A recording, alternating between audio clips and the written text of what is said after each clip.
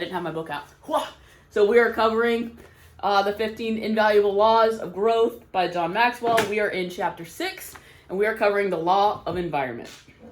All right, so growth thrives in conducive surroundings.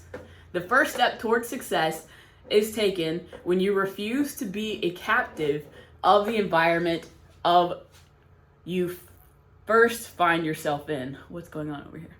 Okay. I believe at some point during every person's lifetime, there comes a need to change environments in order to grow. I also believe it's true even for people that grew up in positive environments. I grew up in a very positive and supportive environment. However, if I never left it, I would not grow. I would never go out and do anything challenging. It would be very boring. But here we are. We growing together. All right. Time for a change. If you are always the head of the class, you're in the wrong class. Kind of like if you're always the big fish in a small pond, then maybe you need a bigger pond. Go find a bigger pond, a bigger fish. It's more fun that way. All right, and then I also wrote in college sports, because I relate everything to sports pretty much. In women's college sports and pro sports for women, they usually play, basketball was my thing, they play against dudes in practice because it's hard to find women that are bigger and faster and stronger than they are on campus to practice with. And in order to get better and better, you need to play against people that are better than you. And so college women and pro women play against men in basketball to practice, because that's what keeps them, that's what pushes them. Because if they were playing people that weren't as good as them, they wouldn't improve. All right? Oh, I feel certain that if I had remained where I was, I would not have grown the way I have, nor have come as far as I have. That's John Maxwell. But same for me. I still have much further to go, though. John Maxwell's pretty much dominated his field forever. Change depends on your choices. You've probably seen the phrase, growth equals change. It is possible, however, to change and not grow, but it's impossible to grow without changing. So it depends on what you focus on. So because you can be forced to change, you can't really be forced to grow. That's a choice that you make. Knowing the difference between a problem or a challenge. A problem, you can change, you can fix. A challenge is a fact of life, which you cannot. And so John Maxwell talks about a challenge he faced when he was younger that he discovered is he was not a handsome guy. This was a challenge, a fact he could not change. He just wasn't good looking. What he could do, though, was smile more and make his appearance more enjoyable instead of just having the RBF. And so that was something he could change. He said you can change your attitude about your challenges. A problem is something that you can do something about. It's something you can grow through, but it begins in a similar step, a change in your attitude. Nito Quinn said, whether you are a success or a failure in life has little to do with your circumstances. It has much more to do with your choices. What choices do you need to make so you are in a conducive surroundings where you will thrive and grow? Maxwell believes that we need to make the following 6 choices to put ourselves in better place for growth. 1, assess your current environment. He tells this story about a parrot. This lady goes to a pet store, gets a parrot, takes him home, and the parrot won't sing. And so she comes back a couple days later like, the parrot won't sing or talk. I think she said talk. The parrot won't talk. And so he's like, well, you should get it a mirror. Does he have a mirror? She's like, no. So she gets him a mirror, takes it home, comes back the next day. The parrot still won't talk. What about a perch? Does he have something nice to perch on? No. So she gets him this new perch or whatever, puts it in there, comes back the next day. The parrot still won't talk. And so some other toy, sells him some other toy to help make the parrot happy. She comes back the next day. The parrot's dead. Oh no. Did you feed the parrot? She said no. So don't just make change for the sake of change. Just making changes for the sake of changes is not going to help anything. If you are going to make changes, you must make sure they are the right ones. Parrot didn't care about Amir. He just wanted food. He was hungry. All right, one of the ways to judge whether you're growing in a conducive growth environment is to discern whether you are looking forward to what you are doing or looking back at what you've done. If the future looks dull, routine, or confining, you may need to start looking at making some changes. Here's a list of questions you can ask yourself to get started. All right, so we're just going to go over them. So music. What songs lift me? Thoughts. What ideas speak to me? Experiences. What experiences rejuvenate me? Friends. What people encourage me? Reactions. Nope. Recreations. What activities revive me? Soul. What spiritual exercises strengthen me? Hopes. What dreams inspire me? Home. What family members care for me? Giftedness. What blessings activate me? Memories. What recollections make me smile? And books. What have I read that changed me? So these are all kind of things that I think about a lot often, and one of the things that I tend to leave out the most, but it really helps me, is recreation. So that's something that gets cut out pretty easy. And it's not just like moving your body, but it's what activities revive me. Like people laugh at me because mine is like wakeboarding and snowboarding. It's like hardcore things. And like it can wear my body out and beat my body up. But man, does it do something for my spirit. It just makes me the happiest person. And so it's important that you check these things and make sure you're keeping a balance in them. Because when I start getting like drained and tired, like 2 hours on the water wakeboarding changes my world. It'll shift my entire next week or two. And so it's important for me to do that. You can add questions or customize them however best fits for you. This is just an idea. Okay, 2, change yourself and your environment. If you know that you need to make a change in your environment or to your environment, then there's something you must keep in mind. You must also determine to change yourself at the same time. Here's why. If you try and change yourself but not your environment, you will grow slow and it will be difficult. If you change your environment but not yourself, growth will be slow and less difficult. If you change your environment and yourself, growth will be faster and more successful. So it's like to change yourself and not your environment would be like trying to dry off when you're still in the rain. And then, so you definitely want to do more than that because that's going to be hard. Maxwell has, excuse me guys, got some real allergy problems going on. Maxwell wrote something, he calls it my growth environment. And this is just what he goes through when he's trying to see if he's where he needs to be. Others are ahead of me. I am continually challenged. My focus is forward. My atmosphere is affirming. I am often out of my comfort zone. I wake up excited. Failure is not my enemy. Others are growing. People desire change. Growth is modeled and expected. I'm still working on failure's not my enemy. Still working on that one. It's fine. We're working through it. All right, so then there is what's called the hot poker principle.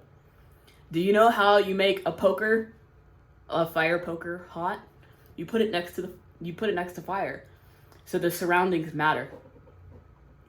As you consider changing yourself and your environment, think about the elements that the right kind of growth environment provide. So he's got 3 things here. He lists them later as well. So one is the right soil to grow in. This is what nourishes you so that you can have growth. The right air to breathe in, what keeps you alive, gives you your purpose. The right climate to live in, what sustains me. It's the people. They say that if you put a pumpkin in a jug when it's the size of a walnut, it will grow to be the size and shape of the jug, but never get any bigger. Don't be a pumpkin. I always tell people I will not be confined. What I mean to that is you can't keep me in a box. I like to bust out.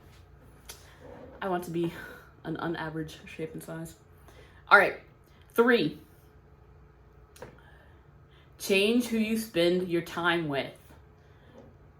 Dr. David McLean, I said this perfect in practice. Dr. David McClelland of Harvard says, the people with whom you habitually associate are called your reference group. And these people determine as much as 95% of your success or failure in life.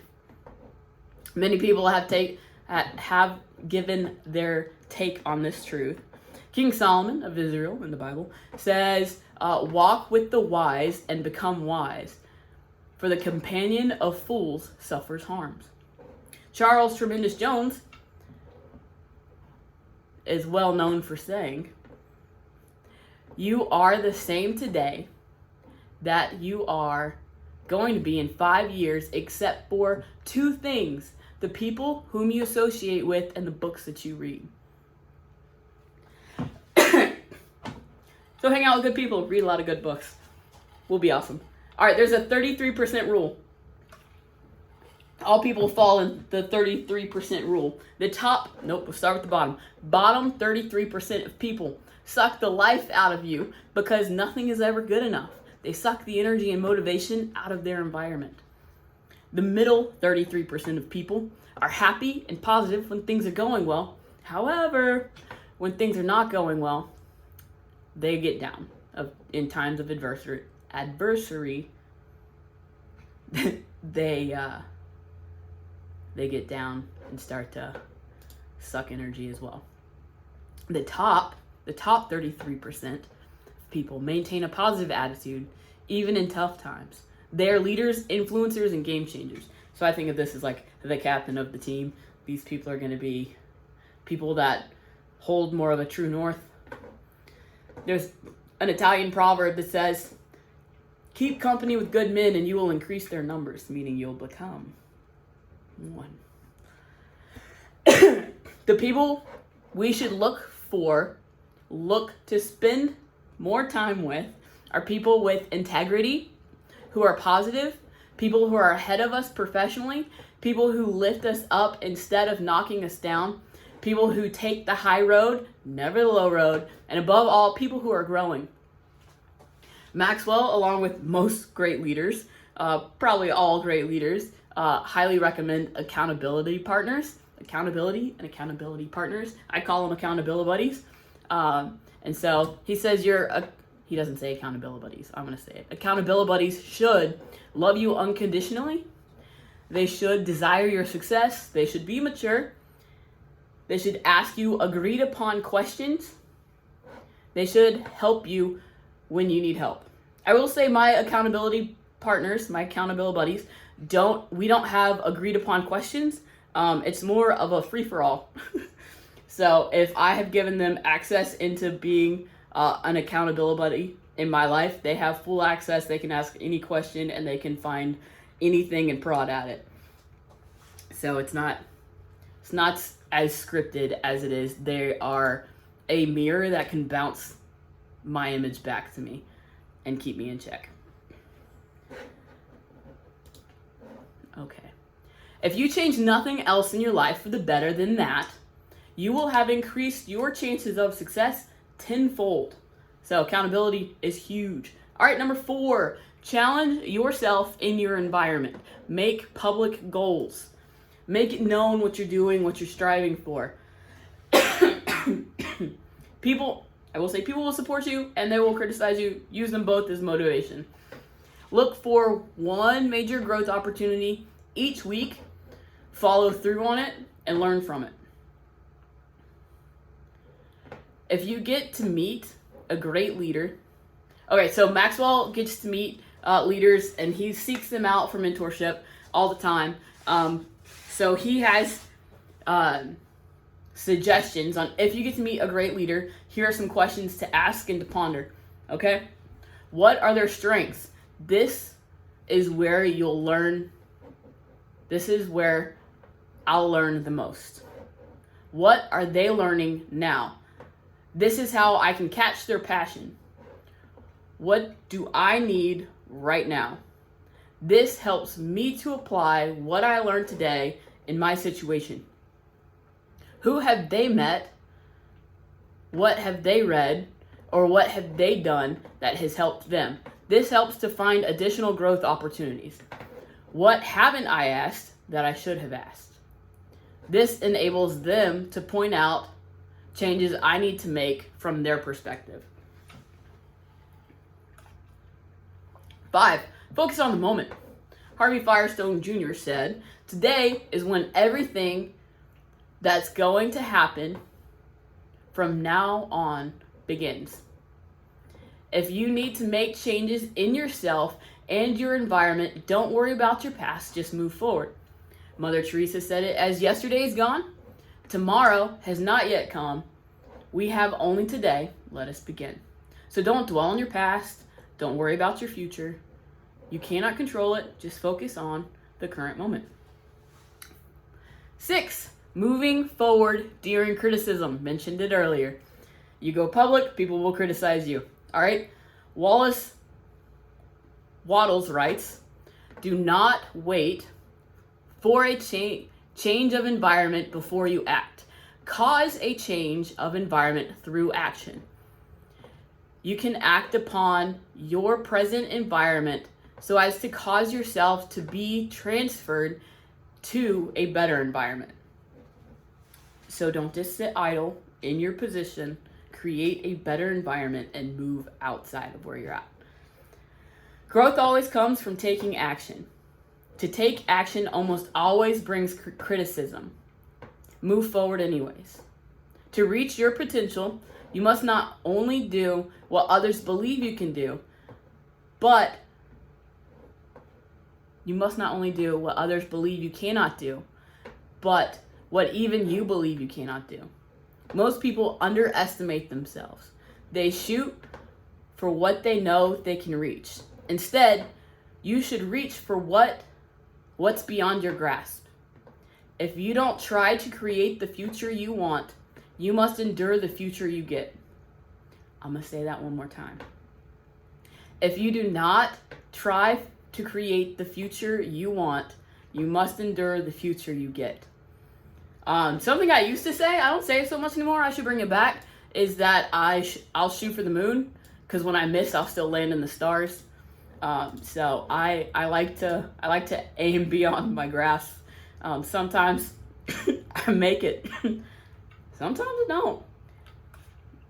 But even when I miss on those endeavors, I still make it further than what I thought I could do anyways, or further than what anybody else thought I could do, or way further than anybody else who wasn't trying. So there's that. Poet Ralph Waldo Emerson writes, whatever course you decide upon, there's always someone to tell you that you're wrong. There are always difficulties arising, which tempt you to believe that your critics are right. To map out a plan of action and follow it to the end requires some of the same courage which soldiers need. Peace has its victories, but it takes brave men to win them. Les Brown says, someone's opinion of you does not have to become your reality.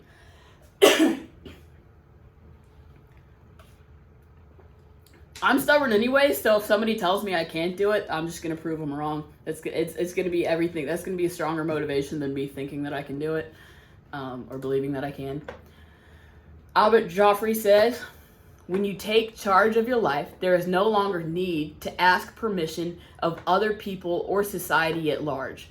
When you ask permission, you give someone veto power over your life. All right? So don't ask for permission. I don't know why I can't speak. Okay? And then he has some notes for leaders. I'm not going to cover that today. We're just going to go over the applying section. So now we are into applying the laws of environment. So he says, assess your current environment when it comes to growth by answering true or false to each of the following 10 statements. Okay, so we're going to go over the statements. It says, others are ahead of me. True or false? I am continually challenged. My focus is forward. The atmosphere is affirming. I am often out of my comfort zone. I wake up excited. Failure is not my enemy. Others are growing. People desire change. Growth is modeled and expected. So if you answered false to any of those, a lot of those or any of those, take a look why. And start looking at your environment and what is not desirable in that setting to where that statement was not true. Assess your personal growth needs in 3 areas mentioned in this chapter. The right soil to grow in, what nourishes you, growth. The right air to breathe in, what keeps me alive, purpose. The right climate to live in, what sustains me, people. All right, and the last thing says, significant growth will not occur in your life if you are not continually challenged in your environment. Set massive goals beyond your ability and grow to them. Look at your calendar, find opportunities to grow, and make them public. Okay, so that is the end of today's live. I tried to make it faster today. It worked a little bit. Rocking at 23 minutes here.